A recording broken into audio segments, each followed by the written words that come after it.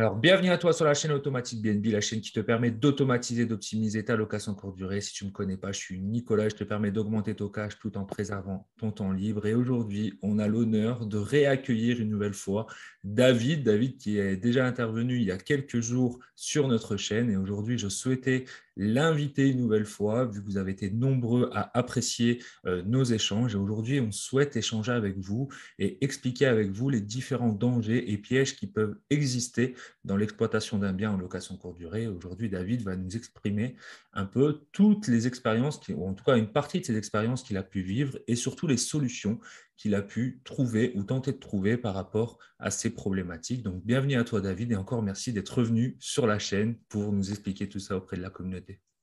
Salut Nico, ça fait super plaisir, hein. J'ai vu que j'ai eu effectivement beaucoup d'interactions, beaucoup de coups de fil, beaucoup de mails. Donc, ça veut dire qu'il y avait un vide à combler quelque part et je suis bien content de l'avoir comblé. Je suis bien content de pouvoir vous aider à trouver des solutions pour aussi bien économiser, optimiser et votre gestion et si possible aussi automatiser votre location courte durée. Voilà, mais je te remercie de m'inviter de nouveau.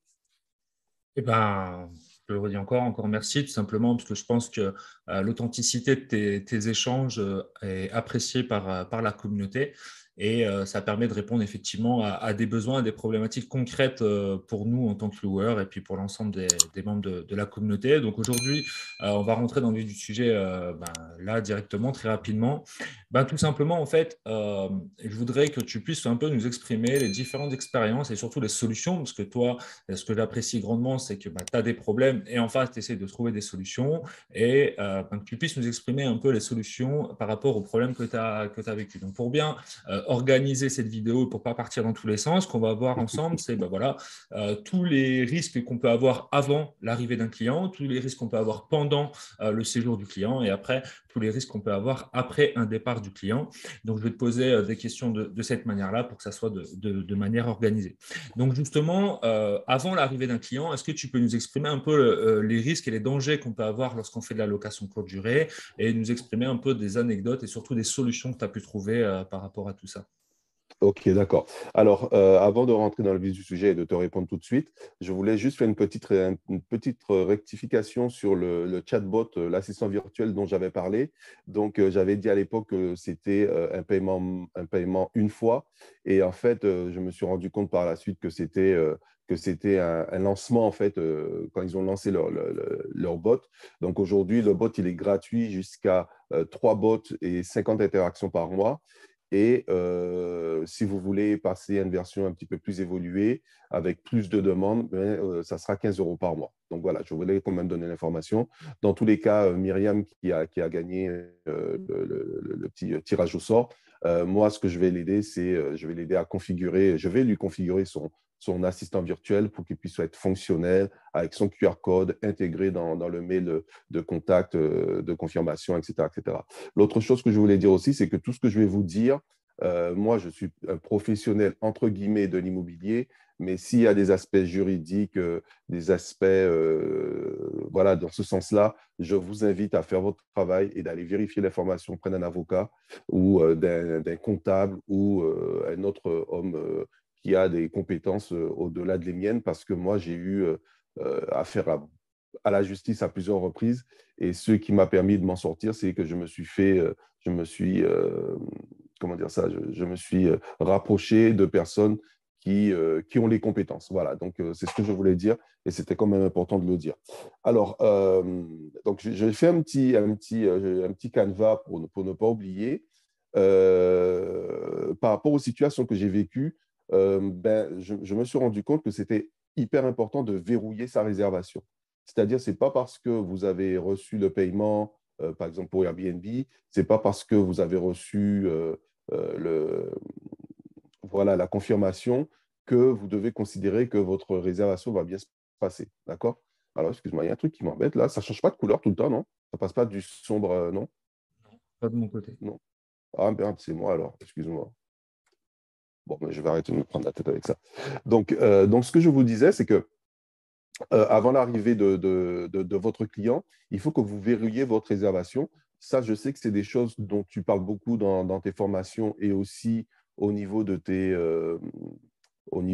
accompagnements. Voilà, on ne fait pas obligatoirement un contrat de location en Airbnb parce qu'on se dit qu'il y a déjà la clause de paiement qui lie aussi bien le propriétaire que le client.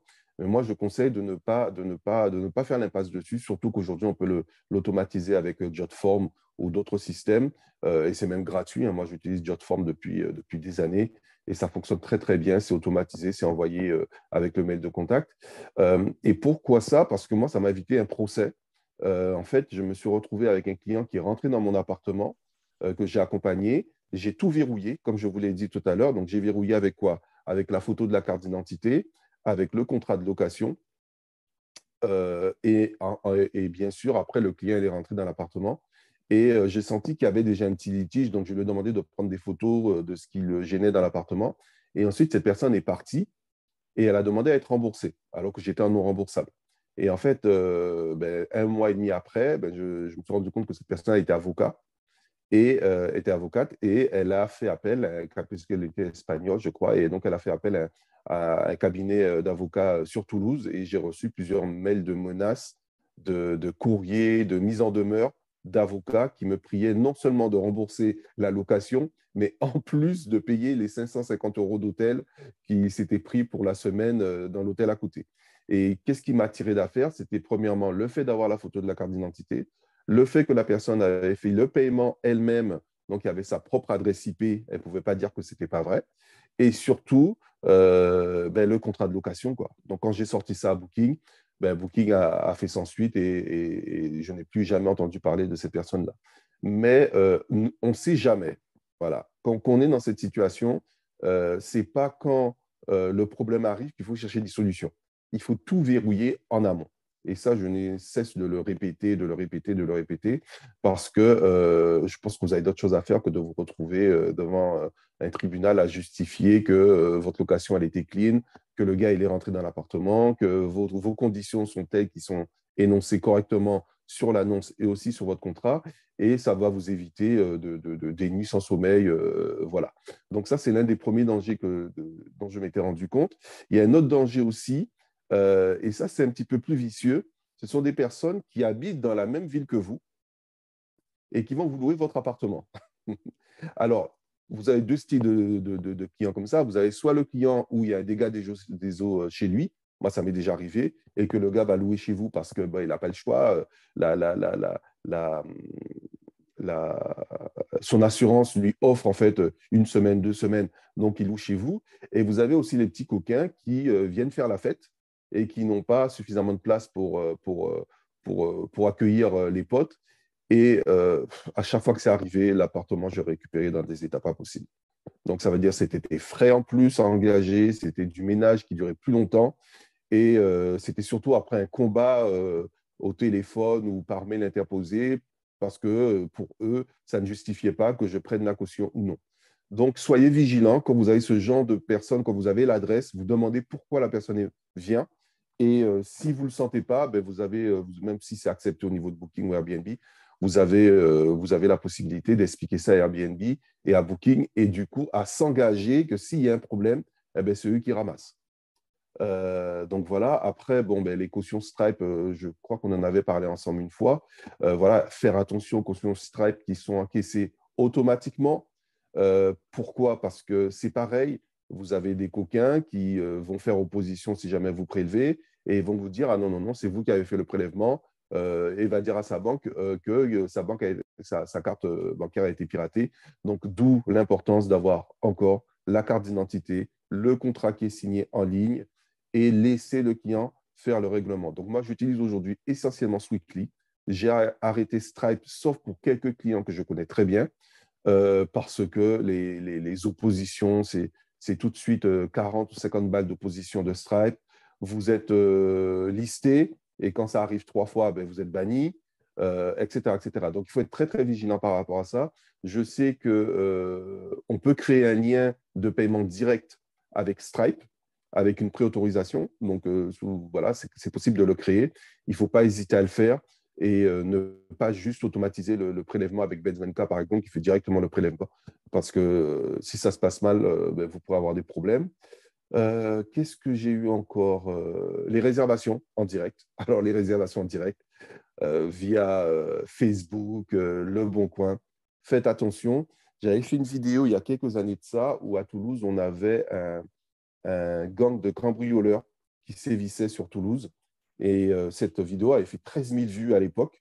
Et en fait, j'ai un ami, Yegor Zavadovski, pour ceux qui le connaissent, qui avait été appelé par la gendarmerie parce qu'en fait, il recherchait ce gang et il leur a dit surtout ne louez pas ce gars-là parce qu'il va vous vider l'appart. Donc, quand vous avez des réservations en direct, vous devez tout verrouiller. La photo de la carte d'identité, la caution, en fait, tout. Et moi, je fais toujours une caution beaucoup plus élevée quand je fais des réservations en direct qu'une réservation classique. Je peux vous dire que j'ai vécu ça. C'était dans mon premier appartement, l'appartement de Jolimont. J'ai ma prestataire qui arrive et me dit, David, il y a un problème, il n'y a plus rien dans l'appartement. Plus rien. Les gars m'ont pris j'avais une espèce de grande télé de 115 cm, j'avais pas la PlayStation, la Nintendo à l'époque. Ils m'ont tout pris, même les draps. J'ai porté plainte parce que j'ai réussi à trouver l'identité de cette personne, mais je n'ai jamais été remboursé. Parce que quand on a mis la main dessus, le gars il était déjà en prison pour d'autres méfaits.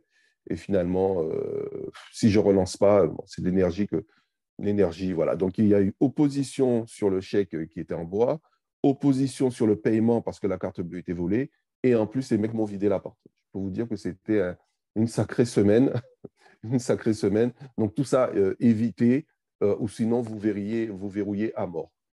Et la dernière chose, qui n'est pas des moindres, c'est quand vous avez des problèmes avec la copro.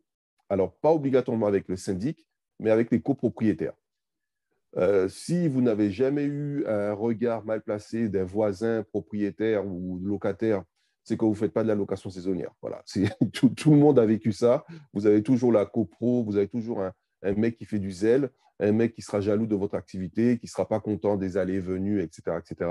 Et donc, ça aussi, pour gérer ça, il faut tuer la poule dans l'œuf. C'est-à-dire que dès que vous avez les prémices, les frétillements de quelconque remarque un peu bizarre, vous appelez la copro, vous vérifiez bien que vous pouvez faire de la location saisonnière et derrière, une petite lettre d'un avocat ou d'un avocate, le mieux c'est ça, c'est un avocat, avec une mise en demeure d'arrêter de vous harceler.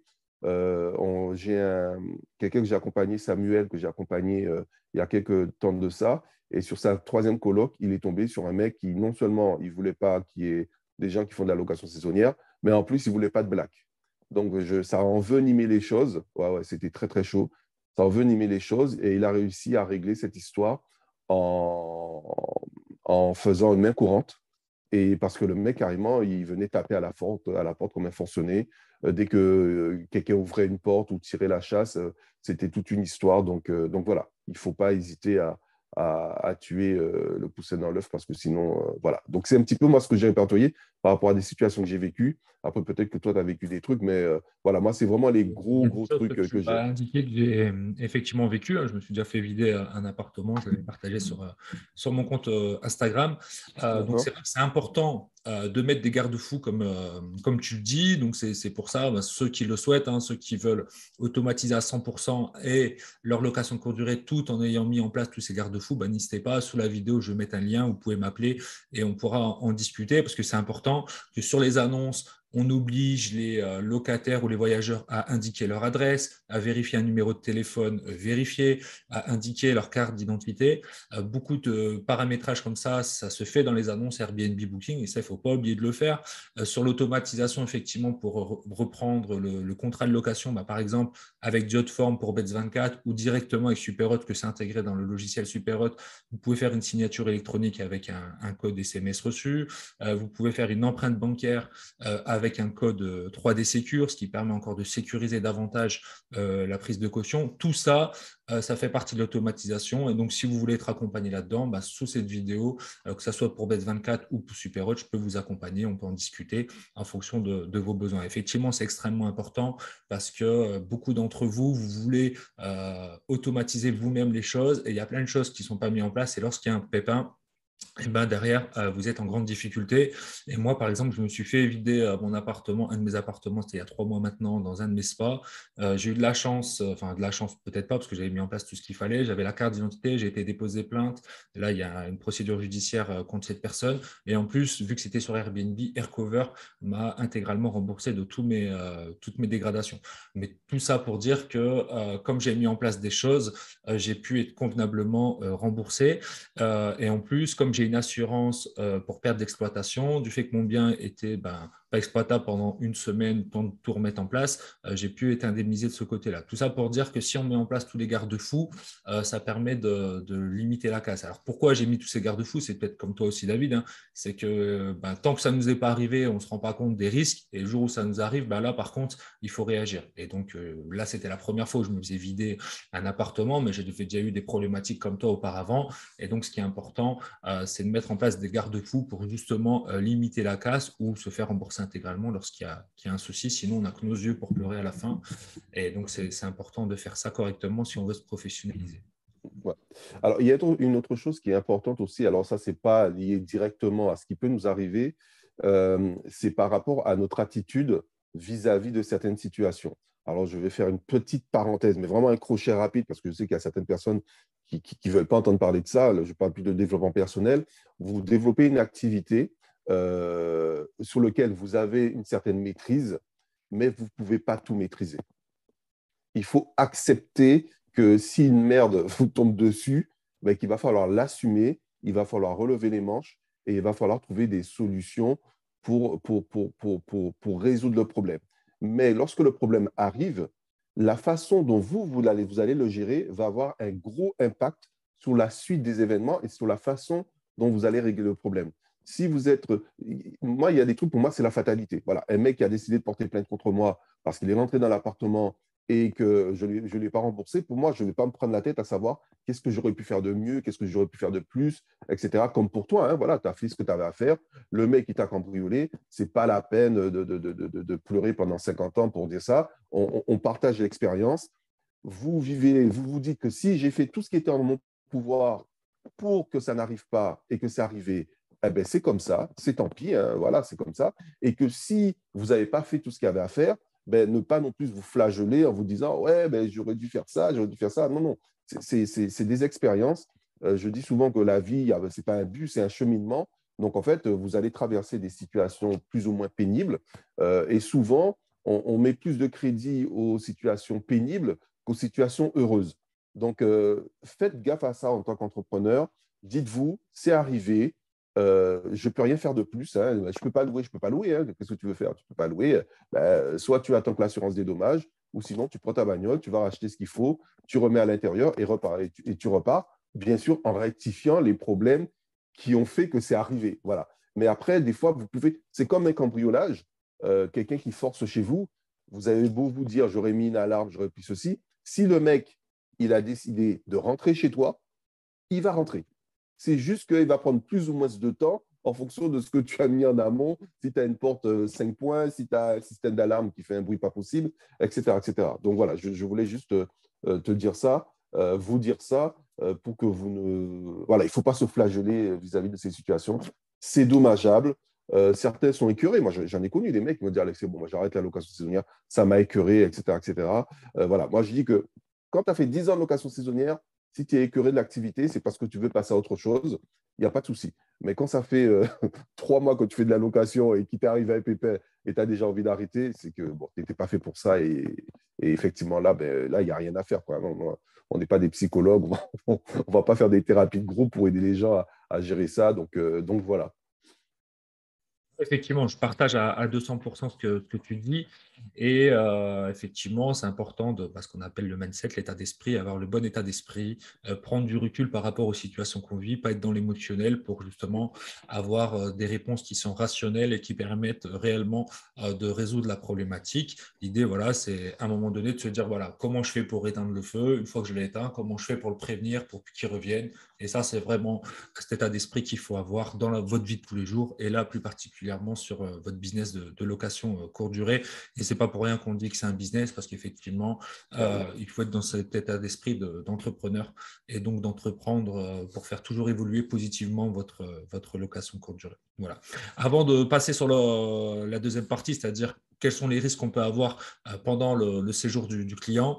Tout à l'heure, je ne l'ai pas dit, mais c'est vrai qu'à chaque fois qu'on fait une visio ensemble, une interview, tu offres toujours quelque chose à la communauté, et aujourd'hui, tu vas une nouvelle fois offrir quelque chose à la communauté à la fin de cette vidéo. Donc, restez bien jusqu'à la fin de cette vidéo pour pouvoir bénéficier du cadeau que tu vas nous faire aujourd'hui. Donc, la dernière fois, c'est Myriam qui a gagné, et donc à la fin de cette vidéo, je vous expliquerai ce qu'il faut faire pour pouvoir gagner ce que tu vas offrir à un des membres de la communauté. Et puis, donc, je vais continuer. Donc, effectivement, là, on a parlé de tous les dangers qu'on peut avoir en amont de l'arrivée d'un client. Et lorsqu'un client ou un voyageur arrive chez vous, il y a aussi des dangers qu'ils peuvent avoir, en tout cas des choses sur lesquelles il faut être vigilant.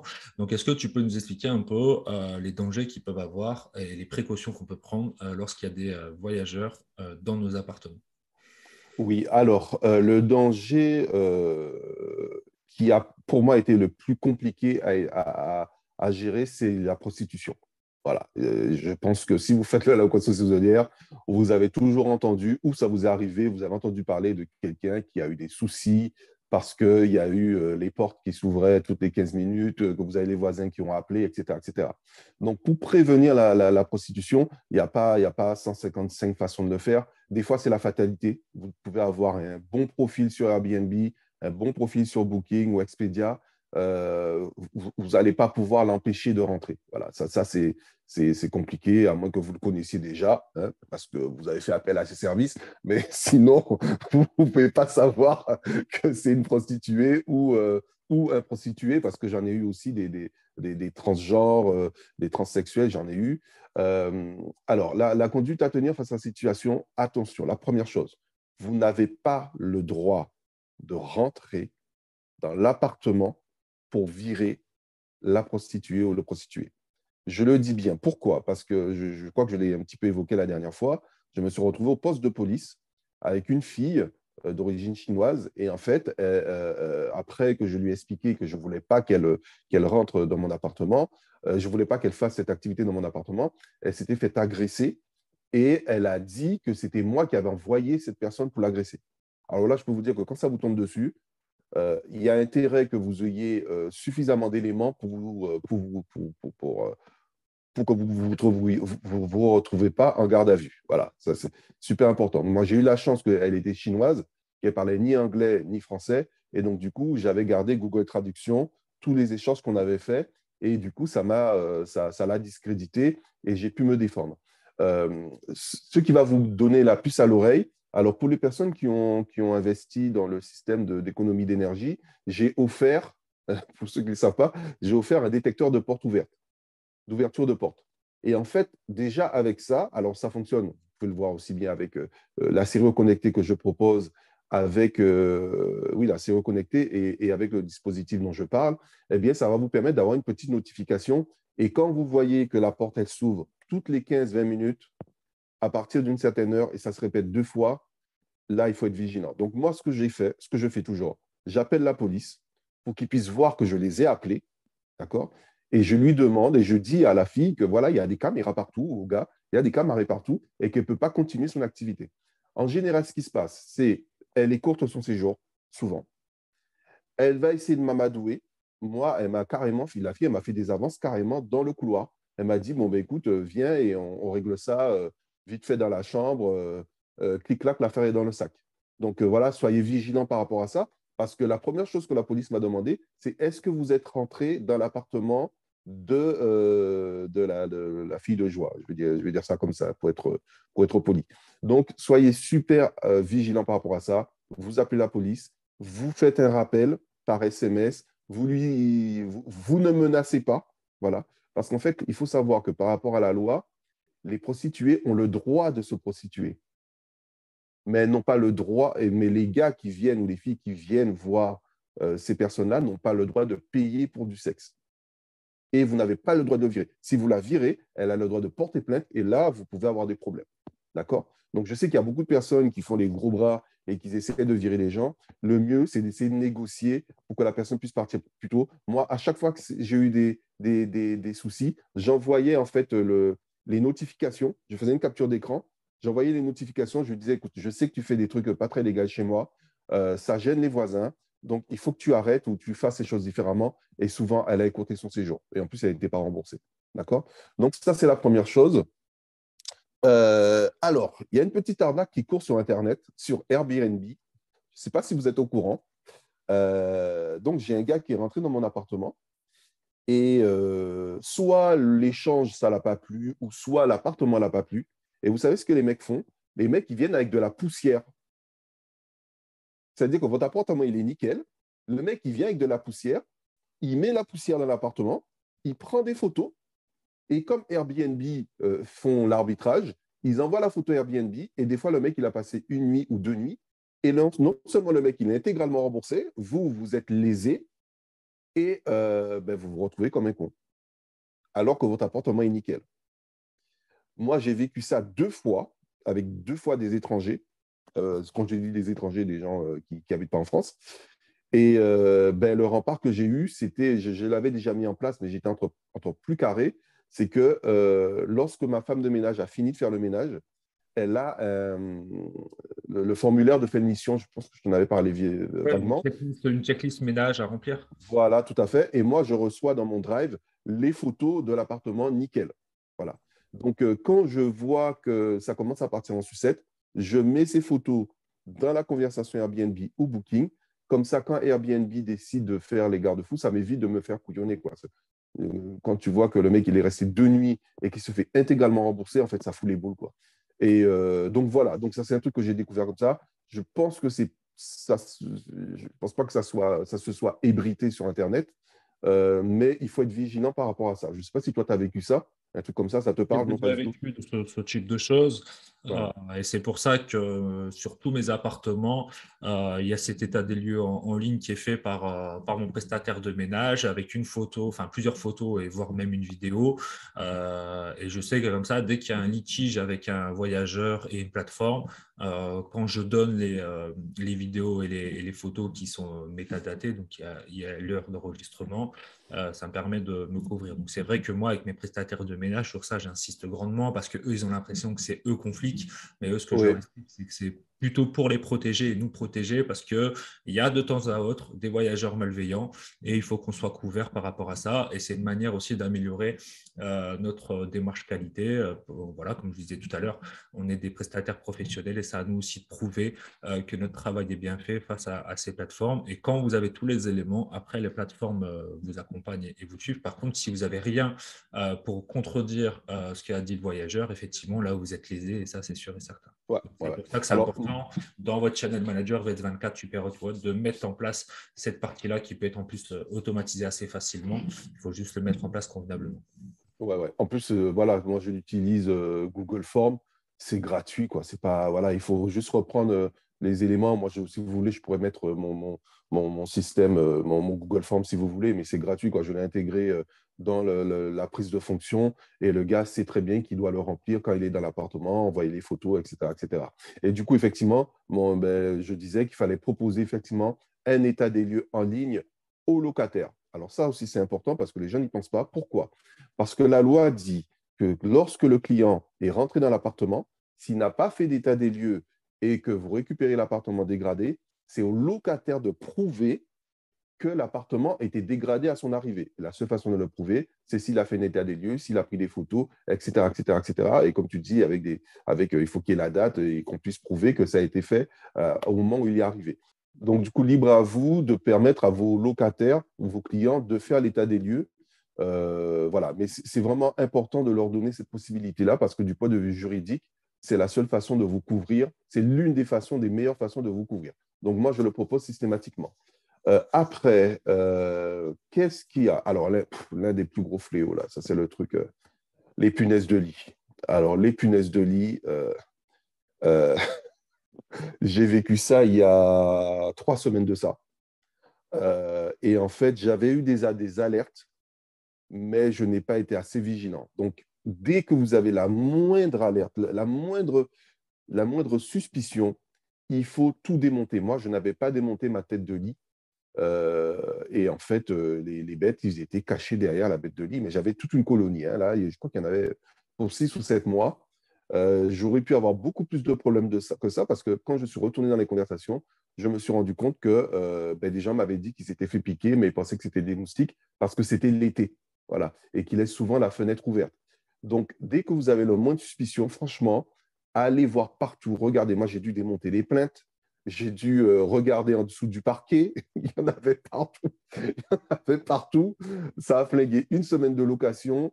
Bon, après des solutions, moi, je ne suis pas trop là pour donner des solutions, mais vous allez trouver des fumigènes, vous allez trouver Il y a un produit à base de grésil qui est super nocif. Là, le FFP2, là, le masque, vous pouvez le mettre pour ça. Mais le mieux, c'est si vous ne voulez pas vous prendre la tête, vous appelez la mairie. Des fois, dans certaines villes, la mairie a leur propre service pour gérer ça. Sinon, ben, ça va vous coûter entre 150 à 250 balles. Vous faites appel à une société, ils font 2 passages normalement et ça va vous permettre d'éradiquer. Donc voilà, quand vous voyez que vous avez beaucoup, alors ce n'est pas pour faire de la discrimination, mais beaucoup de clients qui viennent de l'étranger, moi je sais à partir de quel moment j'ai eu le problème. Voilà. Donc quand vous avez des clients qui viennent de l'étranger, quand vous avez une bonne flopée, euh, au moins tous les mois, vérifiez les recoins, regardez partout, regardez s'il n'y a pas des petites des lampes ou des petites bestioles. Et dès que vous avez la moindre suspicion, vous fermez l'appartement et vous faites, il faut tout désinfecter. Effectivement, ça je partage. Ben voilà, je le vis aussi avec tous les appartements. Donc moi déjà par rapport à ça, je suis en lien avec une société qui s'occupe de ça parce que quand de temps en temps on se rend compte, c'est peut-être déjà trop tard, il faut qu'il y ait une Oui, oui. intervention. Et il faut savoir, ça je l'ai su il n'y a pas longtemps et ça m'a aidé. Quand c'était suite à une réservation Airbnb et Airbnb m'a remboursé une partie de l'intervention. Quand je leur ai expliqué, je ne peux pas accueillir ce soir et demain, etc., des réservations du fait des punaises de lit dans mon logement, ils m'ont dit OK, donc on suspend et vous n'aurez pas d'indemnité à payer si vous nous prouvez qu'il y avait bien des punaises de lit. Donc ça, il y a le diagnostiqueur qui vous le donne, enfin, en tout cas l'intervenant, et ils m'ont payé la première intervention. Donc ça, c'était positif. Alors ça, c'est uniquement avec Airbnb, je ne pense pas qu'avec Booking soit faisable. Non, pas pour Mais comme tout ça. ça pour dire effectivement que dès qu'il y a une petite alerte, il faut être vigilant après, c'est vrai que ce qui est compliqué avec les punaises de lit, c'est que vous pouvez, soit il faut vraiment bien regarder, ou soit elles agissent que la nuit quand il fait noir et sur du sang humain. Donc, quand votre logement est vide, c'est compliqué de le voir. Donc, c'est vrai que c'est vraiment un calvaire. Par contre, soyez effectivement très attentifs dès que vous avez des alertes. Une fois, comme toi, j'ai laissé traîner et je me suis fait avoir. Alors que je pensais que ce n'était pas des punaises de lit, et puis effectivement, ça en était. Et puis après, justement, j'ai fait beaucoup plus qu'une semaine, temps de vraiment faire le traitement. Donc maintenant, dès que j'ai des petites alertes, on est vigilant, on vérifie. Après, pour avoir testé plusieurs systèmes qu'il y a dans le marché, qui se vend en grande surface, pas très efficace. Donc, si vous avez des choses efficaces, je veux bien que vous les mettiez dans les commentaires. Mais hormis des interventions de professionnels, quand vraiment les punaises de lit étaient réellement installées dans le lieu, je n'ai pas trouvé encore de produit Non, miracle. il y a pas. Alors moi, j'ai un produit qui m'avait été ramené d'un ami africain qui utilisent ça dans les hôtels en Afrique parce que les mecs, ils n'ont pas de société qui viennent C'est ça. s'occuper de ça. Mais c'est un produit à base de grésil. Le grésil, tu sais, c'est un truc qui envoie du steak, quoi. Voilà, donc eux, ils utilisent ça. Et imagine, pour te montrer à quel point c'est concentré, tu dois mettre 2 ou 3 millilitres dans 20 à 30 millilitres d'eau. Oui, c'est bien dilué alors. Alors, il faut bien le diluer parce qu'après, voilà, il faut mettre des gants, etc., etc. Donc, moi, je l'utilise parce que j'ai l'habitude, mais franchement, vous ne prenez pas la tête. Appelez un professionnel, il va faire 2 passages. Il y a certains qui sont des high level qui viennent carrément avec les chiens. Et le chien, c'est exactement où ça se trouve. Le problème avec les punaises de lit, c'est que quand vous les voyez, c'est trop tard. Voilà, c'est trop tard. Parce que si vous voyez un, c'est ils sont proliférés. Donc voilà. Et Après, oui. c'est pour ça que les professionnels, c'est bien à bien cloisonner, parce qu'il se peut qu'il n'y ait qu'une seule pièce qui soit affectée, par exemple la Ouais, chambre. ouais. Donc, commencez pas à mettre des draps, les transférer d'une pièce à Ah non, l'autre. moi j'ai tout jeté. Moi Ouais, j'ai tout jeté. il faut être Moi vigilant. j'ai ah ouais, moi je fais pas dans la dentelle, j'ai tout jeté. Voilà quoi, je prends pas trop de risques. Alors quelle situation que j'ai vécue encore je l'ai marqué, qu'est-ce que j'ai marqué? Ah oui, alors qu'est-ce qui m'est arrivé? Ça, c'était avec les prostituées. Donc, la personne, elle avait prolongé. Et qu'est-ce qu'elle m'a fait? Quand j'ai vu l'état de l'appartement, je lui ai dit, mais non, mais moi, je vais te prendre la caution, ma cocotte, hein.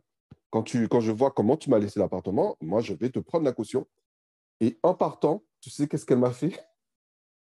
Elle m'a coupé tous les câbles électriques. Les câbles de la télé, du frigo, du petit congélo, de tout ce qui était possible. Et en fait, le congélo, j'ai bien vu que le lendemain, enfin, après son départ, la cliente suivante me dit, ouais, c'est bizarre, il ne fonctionne pas trop bien le frigo, etc., etc. Mais tu ne vas pas demander à la cliente de tirer le frigo. Ça n'a pas de sens. En fait, c'est jamais. Et en fait, j'y suis allé après la deuxième location, après que la personne soit partie. Et en fait, elle m'avait coupé tous les câbles. Je pense que ça, c'est arrivé à personne. Et ben là, heureusement, Dieu merci, il y avait certains câbles qu'elle n'avait pas coupés à ras de l'appareil. Et donc, du coup, j'ai réussi à changer le câble. Mais sinon, de toute façon, là, je ne sais pas. Je ne sais pas qu'est-ce qu'il faut faire pour éviter ça. Là, c'est la fatalité, c'est arrivé comme ça. Donc, par contre, si on vous dit le frigo ne marche pas, machin comme ça, ben, tirez-le. Voilà, tirez le frigo. Si la télé ne marche pas, vérifiez si les câbles sont normalement cachés, vérifiez que les câbles ne sont pas coupés, quoi. Voilà. Ça, c'est le truc qui arrive, qui est complètement improbable, quoi. Non, effectivement, de temps en temps, on est face à des choses improbables et c'est vrai qu'il faut être vigilant. Il y a des choses, mais même moi, par exemple, des piles qui disparaissent Oui, oui. dans mes commandes, des choses Télécommande. bêtes comme ça. Mais c'est vrai que c'est important. C'est pour ça que je demande. En fait, nous, tous les mois, on fait ce qu'on appelle un très gros ménage dans nos logements. Et là, justement, en fait, c'est pas un gros ménage, c'est plutôt une grosse maintenance où on vérifie un peu tout. Alors, en fait, on peut jamais tout vérifier à 100%, mais voilà, on regarde s'il y a les piles partout, si tout est bien branché, etc. Parce qu'effectivement, de temps en temps, on peut, face à des voyageurs, avoir des comportements qui sont aberrants. Et donc, c'est important de faire ça. Est-ce que tu avais encore des choses à nous partager sur justement pendant le séjour ou est-ce que tu souhaites Non, justement qu'on non, ait un peu les... je pense que j'ai tout listé. Je pense que j'ai tout listé par rapport à ça. Il y a Ouais. pas mal. Déjà, je pense que là, il y a des gens qui vont se dire, non, mais c'est pas la location saisonnière, ça. Alors, justement, l'objectif, c'est pas de vous faire De fuir faire dans la peur. location courte durée, Voilà, c'est vraiment voilà. de comprendre aussi les choses qui peuvent, les dangers, les pièges qui peuvent exister dans une exploitation de location courte durée, parce que souvent sur les chaînes YouTube, on n'en parle pas, mais ça existe, et d'avoir les bonnes réactions par rapport à ça et de réagir correctement, justement, pour continuer à développer et à entreprendre dans la location courte durée. Sachez que voilà, ça existe, ça peut vous arriver, et l'idée, c'est comment anticiper ça et comment réagir face à ce type de. C'est pas, le but, c'est pas de vous faire peur, mais plutôt de pouvoir anticiper certaines problématiques. Donc, justement, est-ce que tu peux nous expliquer maintenant aussi les dangers qu'on peut avoir lorsqu'il y a un voyageur qui a quitté notre logement? Qu'est-ce qui peut se passer? Parce qu'on pense qu'une fois que le voyageur est parti, c'est bon, avec ce voyageur, il peut ne plus avoir de problème. Et il s'avère que si, on peut encore avoir des petites problématiques avec ces voyageurs qui sont partis. Donc, est-ce que tu nous exprimais ce que tu as Alors, par rapport à ça? oui, oui. Ouais. Alors, moi, alors, il y a plein de choses que j'avais écrites. Je me suis rendu compte qu'on en a parlé déjà, c'est-à-dire les oppositions au règlement, de règlement ou à la caution. Bon, ça, j'en ai parlé tout à l'heure. Le fait d'établir un état des lieux de sortie avec votre prestataire, ça aussi, j'en ai parlé tout à l'heure, de garder ça au moins pendant quelques temps, le temps de vérifier que tout fonctionne bien dans l'appartement. La gestion des mauvais commentaires, ça, je vais revenir tout à l'heure, parce que moi, je ne cache pas, hein, moi, j'ai beaucoup acheté des commentaires. J'ai beaucoup acheté des commentaires parce que quand on débute, des fois, c'est compliqué de pouvoir avoir très rapidement une dizaine de commentaires. Et après, alors, les faux départs. Voilà. Le plus grave dans tout ce que je vais évoquer, ce sont les faux départs. C'est-à-dire que ça m'est arrivé à plusieurs reprises que des clients vous disent je vais rester. Et au dernier moment, on dit ben non, mais finalement, je ne vais pas rester, etc., etc. Et vous vous rendez compte que le client est toujours dans l'appartement le soir venu. Donc, ça m'est arrivé 4 ou 5 fois. Et à chaque fois, donc là, c'est quand même chiant parce que si on n'habite pas à côté, à chaque fois, j'ai dû faire appel à quelqu'un ou me déplacer en personne et pour demander au gars, mais qu'est-ce que tu fous chez moi? Pourquoi tu es encore là? Et j'ai pu m'en rendre compte avec le petit cadeau que j'ai fait à ceux qui ont passé les commandes, le détecteur d'ouverture de porte. Voilà, ça c'est magique hein, parce que le mec, il ne peut pas te dire qu'il n'était pas là. Ou les gens qui ont des serrures connectées, vous avez des notifications d'ouverture ou d'utilisation. Et quand vous voyez que, dit, attends, il n'y a personne, pourquoi ma porte s'est ouverte ou pourquoi la porte du meuble s'est ouverte via l'appel téléphonique, eh ben, c'est une façon de là, on ne peut pas le prévenir, hein, c'est pour régler la situation. Et voilà, donc moi, ça m'est arrivé. Bon, bah, après, je n'ai pas fait dans la dentelle. Hein, quand c'est comme ça, c'est la totalité de la caution qui était prélevée. Booking Airbnb qui était contacté et je mettais tout dans la conversation. Voilà, donc ça, c'est le plus gros. Il faut faire super attention à ça. La situation, entre guillemets, la plus traumatisante que j'ai eue, c'était pendant le confinement, le premier confinement du Covid. J'avais fait une vidéo, mais je crois que je ne l'ai pas laissée en ligne, où en fait, le mec, il voulait prolonger, mais le prix ne lui convenait pas. Enfin, je ne me rappelle plus ce qui s'était passé. Et le mec, il ne part pas. Le mec, il a décidé de rester dans l'appartement. Donc, comme je l'ai senti venir un peu bizarre, donc j'ai appelé un pote à moi qui est policier. Donc, je fais un petit coucou à Vincent. J'ai eu de la chance. Je lui ai dit, tu viens et tu m'accompagnes pour que je puisse soit le faire partir ou soit lui demander de payer. Et quand je suis arrivé, le mec, donc moi, je le filmais, le mec, il a appelé la police et il a feinté que j'étais en train de l'agresser. Je ne sais pas si vous imaginez le truc.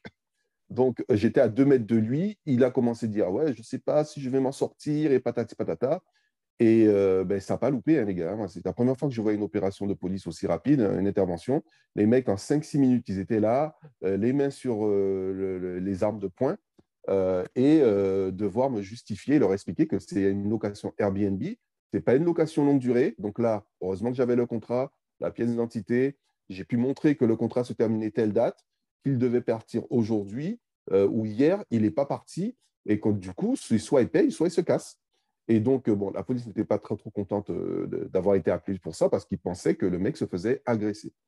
Donc voilà, ça c'est le genre de faux départ. Finalement, il est quand même resté, mais pas aussi longtemps que je le pensais. Il a payé, mais c'est pareil, quoi. Si vous n'avez pas fait en amont un certain nombre d'actions pour éviter ces situations, mais qui sont traumatisantes, quoi. Combien d'entre vous vous êtes retrouvés en pleine rue avec la police en face de vous pour vous interroger? Enfin, ça arrive à personne, ces genres de trucs. Ou sauf si vous allez en manif le samedi pour, pour, pour protester. Mais c'est des trucs qui n'arrivent pas. Donc, il faut être super vigilant. Moi, j'avais la chance d'avoir un pote qui était toujours avant un témoin. Le fait qu'il soit policier, ben, c'était encore un plus, hein, parce que quand il a dit, monsieur, les gars, je suis de la maison, voilà ce qui s'est passé, eh ben, l'affaire était pliée et l'affaire était réglée. Donc voilà, et donc je voulais revenir aux mauvais commentaires. Eh ben, comment gérer les mauvais commentaires? Ben, moi, souvent, quand je vois vraiment que ça s'est mal passé, je propose le remboursement d'une nuit ou le remboursement des frais de ménage que je rembourse toujours après avoir vu le commentaire. Voilà. Et sinon, quand je vois que j'ai plusieurs mauvais commentaires, ben, je fais des locations de nuit des potes et ils me laissent des commentaires positifs. Ça fait que je suis obligé de payer les frais, même si je suis remboursé, je suis obligé de payer les frais, mais ça me permet d'avoir 3-4 commentaires pour compenser les anciens. Donc voilà. Donc c'est pas très catholique, mais dans cette jungle de la location courte durée, ben, moi j'ai été obligé de faire comme ça. Comme je le disais lors de la première vidéo, au début on était 500, aujourd'hui on est 5000 annonces Airbnb à Toulouse et qu'il faut qu'on sait que son bien il est correct, il est au bon prix, qu'il est voilà, donc il faut pas, moi je pense qu'il faut pas hésiter quoi en fait. Je le vois comme ça après. Je sais que c'est un peu borderline, mais bon, j'assume complètement ce fonctionnement. Voilà. Ah, merci David là, pour tout ce que tu as partagé là, dans cette vidéo, dans cette interview. C'était vraiment remarquable parce qu'on a pu voir ce que chacun d'entre nous, on peut vivre de manière différente en termes d'intensité, mais qu'on peut vivre quand on fait de la location courte durée. On a vu comment toi, tu as pu réagir, comment tu peux maintenant anticiper les choses, comment tu les anticipes et comment maintenant les membres de la communauté peuvent aussi également le faire. Donc, comme je disais tout à l'heure, comme à chaque fois qu'on fait une interview ensemble, tu offres toujours quelque chose à un membre de la communauté. Donc, est-ce que tu peux nous expliquer ce que tu souhaites aujourd'hui offrir à un des membres de la communauté? Puis moi, après, je dirais Oui, comment le gagner. Ben, pour le gagner, ben, ça sera pareil, hein. C'est-à-dire que vous faites un like, un partage et un commentaire sur la chaîne de Automatic BNB. Et ce que je vais proposer, parce que j'ai eu beaucoup d'appels par rapport à ça, ça sera proposer un système qui va vous permettre de faire des économies d'énergie et économiser sur votre facture électrique. Parce que ben, en hiver, on se fait défoncer parce que les locataires et les clients ne sont pas du tout rigoureux et ils laissent toujours le radiateur allumé à fond. Donc voilà, c'est ce que j'offre. Je l'offre pour un T2, ouais, c'est ce que je t'avais dit, voilà, c'est pour un T2. Donc après, tout ce qui est les détails, on verra ça avec la personne qui a gagné, parce que je ne peux pas vous dire là combien de systèmes de radiateurs ou de trucs. J'équiperai j'équiperai avec plaisir euh, cette personne-là, quoi. Voilà. Ok, donc bah, très bien. Donc, vous partagez cette vidéo, vous la likez, vous mettez un commentaire sous la vidéo. Vous avez jusqu'à ce dimanche minuit à partir de la sortie de la vidéo. Et puis, comme je l'ai fait la dernière fois avec la gagnante qui était Myriam, dès le lendemain, 9 heures, je vous dirai le gagnant, le regagnant. Et nous vous contacterons pour vous expliquer comment recevoir ce dispositif. Et en même temps, vous allez nous expliquer combien vous avez de radiateurs, etc., pour qu'on puisse vraiment faire ça Ouais. convenablement. Et si vous souhaitez continuer à voir ce type de vidéo, vous abonnez à cette chaîne, vous likez également cette chaîne et vous allez activer la petite cloche à vous permettre de voir de futures interviews, peut-être avec David, aussi avec d'autres intervenants et d'autres vidéos autour de l'automatisation, autour de la sous-location professionnelle.